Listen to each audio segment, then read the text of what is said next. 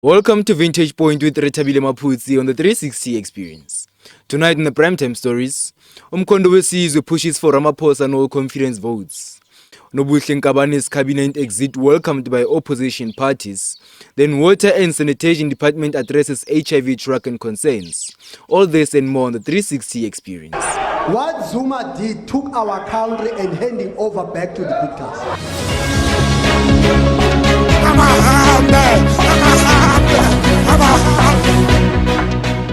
President Cyril Ramaphosa has suspended Advocate Henry Choka, the South Gauteng Director of Public Prosecution, with an immediate effect.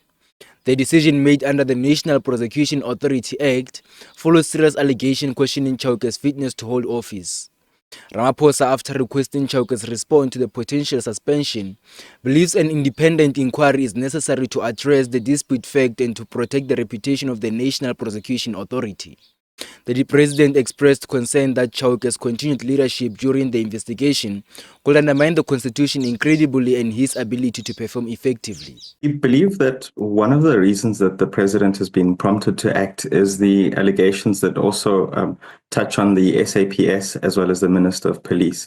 And there it seemed that the law enforcement agencies were targeted or were elements of the law enforcement agencies were involved in some level of corruption, and that would naturally extend to our criminal justice system or elements there.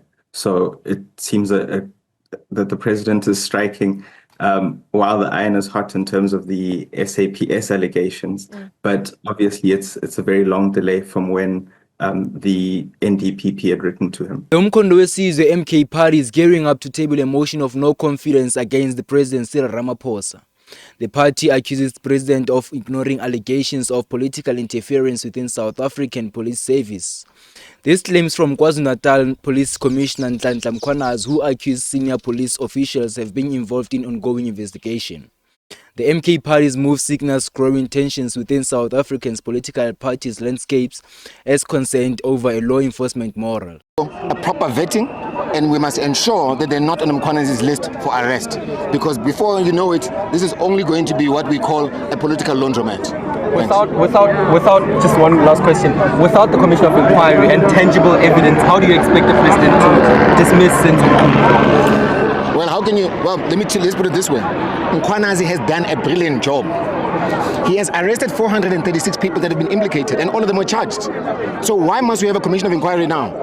When crime intelligence reports into the same Kumbuzo Nkabane, which is in the minister of the presidency, they've always known about this, and then all of a sudden they want to refer to it as a coup because Mkhwanazi was wearing camouflage and Mkhonto Wesizwe wears camouflage. They're trying to weaponize Mkhonto Wesizwe against Mkhwanazi, and we're not going to allow that.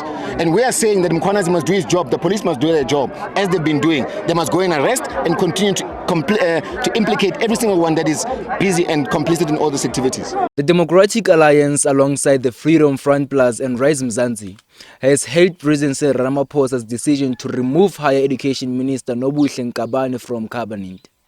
The DA describes Nkabane's departure as a critical step towards restoring a trust in the government of national unity. Her involvement in the controversial sector education and training authorities board selection process that favored ANC-aligned appointees. Nkabane's exit follows months of pressure and Hawk's investigation into allegations of misleading parliament, with the opposition party calling it a victory against corruption. Tembisa. Tension boiled over as residents clashed with the police in the protest against increasing electricity prices. 2 police vehicles were damaged during the unrest, which saw angry crowd blocking roads with rocks, glasses, and burning tires. The demonstration, sparked by new fixed monthly electricity fees introduced on the 1st of July, and left residents frustrated, with a single phase of connection facing charges of nearly 109 and 3-phase connection exceeding about 200 rand. Police are using rubber bullets to scatter the crowd, while elderly residents singing struggle songs and younger protesters reinforcement obstacles. The community calls the tax increase and fees an unbearable burden as an already struggling population.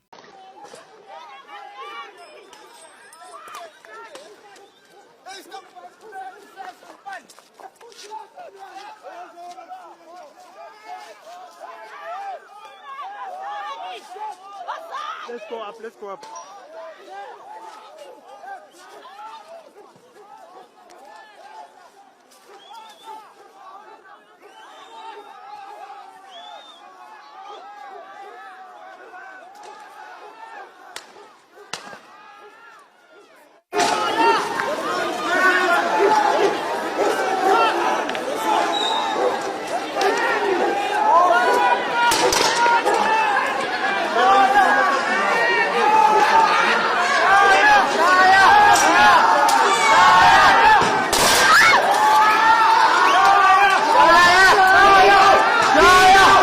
The Department of Water and Sanitation has moved to calm public fears, stating that trace of ARV remains in drinking water pose no health and risk and cannot transmit HIV.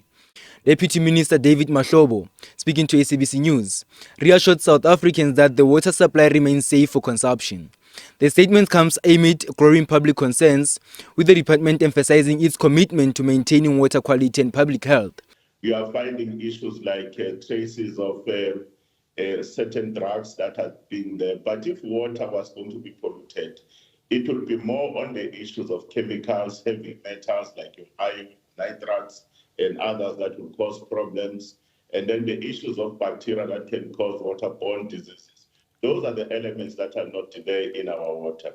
Yeah. But it does not necessarily mean the end that we must not be concerned about our water system. We produce the drop reports. Our blue drop, which is the issues of drinking water, and the green drop, which is effluent. A number of municipalities are not meeting certain standards. They must do it to their level best to meet the standards, ensure that they are transparent all the time. The results of water sample testing, they must be able to put it there. That is all with Retabile Maputsi on the Vintage Point 360 experience. Make sure that you share and like. For more updates, make sure that you hit the subscribe button. Thank you. What Zuma did took our country and handing over back to the dictators.